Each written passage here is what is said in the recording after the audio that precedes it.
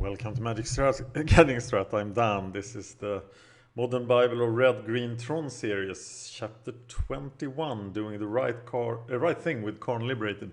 This is an article series on mtgolibrary.com, and you should read the articles because I can update them while I can't update these videos. So we are going to talk about Karn. So Karn is the main thing with the Tron deck. You want to play Karn liberated on turn 3. That's what your deck is all about.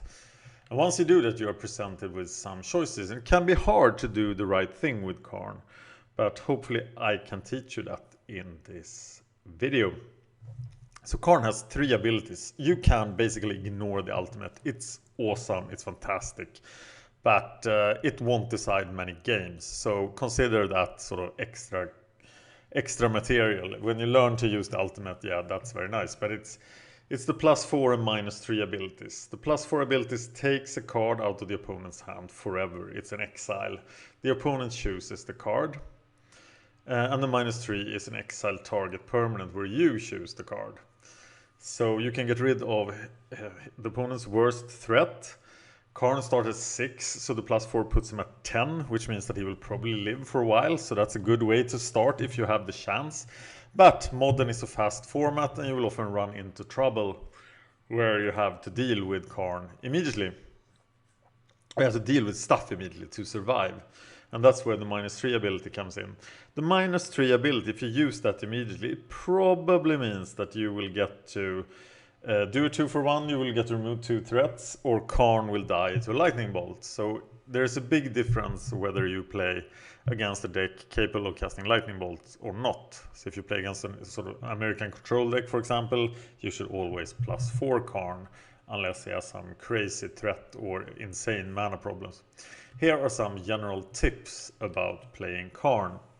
You want Karn to stay alive, but this changes a lot if you have another Karn in your hand. And as you're playing 4 Karns, you will often have 2 Karns. If you do, I am happy to do the -3 and then play the next Karn, because then you get to remove 1 permanent, and then next turn you get to remove 2 permanents. And that's often totally devastating for most decks. If you don't see any threats and you can't destroy the opponent's mana base, many modern decks have very shaky mana bases. So, for example, against Amulet Bloom or against the Mirror, I would go for lands, often with Karn on turn 3.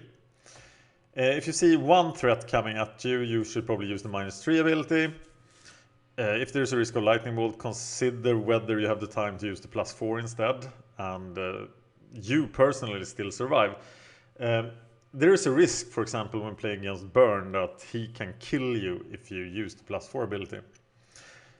If there's too much aggro on the board to handle, you should try to resolve a Sweeper or Wormcoil Engine instead. That's what those are there for, to protect Karn and your bombs, the Eldrazi's, the Titan, for example.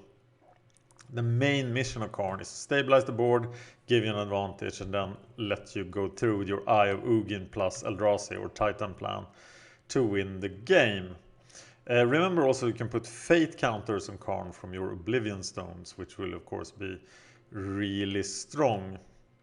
There are some matchups where you actually consider sideboarding out Karn. You should always play 4 Karn liberated in your decks. And I will go as far as to say that if you don't own 4 Karn liberated, do not play this deck.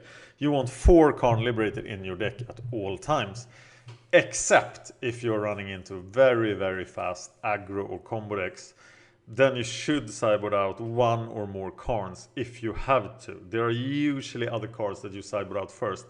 But see the sideboard plans for that. That's the chapters 17 to 19. And I gave some examples here of matchups where I will sideboard out Karn. And that's Affinity, Bogles, Burn, Infect, and Sue. Please check out the link for the full list of the Modern Bible of Red, Green, Tron. I will try to convert most of the chapters to videos, but some of them are very hard to convert. So this playlist on YouTube will be filled with holes for the time being. Some of the articles I want to update, some of them I just have to think of a way to do into video. But I thought this was a great subject for doing a video about. If you have tips about playing Karn Liberated, please give them in the comments below, because it is an art and it's very important to do it correctly in this deck. Thank you for watching.